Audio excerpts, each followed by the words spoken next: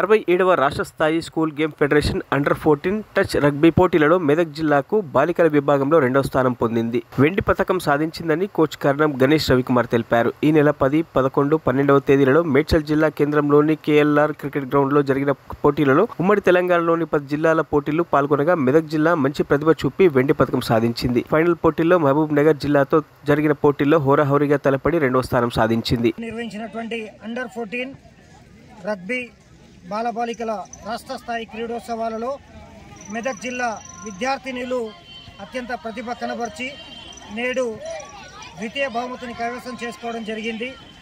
క్రీడాకారులందరూ కూడా ఎంతో ఉత్సాహంతో పూర్తి పట్టుదలతో ఈ క్రీడల్లో పాల్గొని మిగతా 9 జట్లలో వాళ్ళని ఓడించి మెదక్ జిల్లా జట్టు ఈరోజు ద్వితీయ స్థానాన్ని కైవసం చేసుకుంది.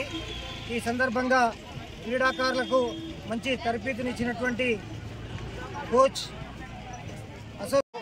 ఎస్జిఎఫ్ స్కూల్ గేమ్స్ ఫెడరేషన్ ఆధ్వర్యంలో జరిగిన అండర్ 14 టచ్ రగ్బీ బాలబాలికల పోటీల్లో మెదక్ జిల్లా 2వ స్థానం కైవసం చేసుకుని మంచి ప్రతిభ చూపి 2వ స్థానం కైవసం చేసుకుంది. దీంట్లోంచి కూడా క్రీడాకారులు మంచి ప్రతిభ చూపిన వాళ్ళను జాతీయ స్థాయి పోటీలకు ఎంపిక చేయడం జరుగుతుంది.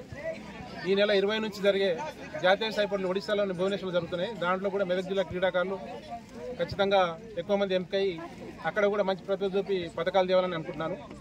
అలాగే ఈ టీం ఇక్కడ దాకా వచ్చి ఇక్కడ పథకం సాధించడానికి కృషి చేసిన వెంకటేశం కానీ, శారదా మేడం కానీ, శ్రీనాథ్ కానీ, చంటి ఇట్లా వీళ్ళందరి కృషి వల్లనే ఇది ఇక్కడ ఈరోజు పథకం గెలవడం జరుగుతుంది. బాయ్స్లో కూడా కొద్దిపాటి దురదృష్టం కొద్ది ప్రతి మ్యాచ్లో టాస్ వల్ల ఓడిపోయారు. లాస్ట్లో ఫస్ట్ 2 హాఫ్స్లో కూడా టై అయింది మ్యాచ్. సెకండ్ ఎక్స్ట్రా టైంలో కూడా టై అయింది. దురదృష్టం ఏంటంటే టాస్లో ఓడిపోయి 3rd ప్లేస్ కోల్పోయినారు. లేకపోతే అది కూడా ఖచ్చితంగా మెడల్ కొట్టాల్సిందే. Next time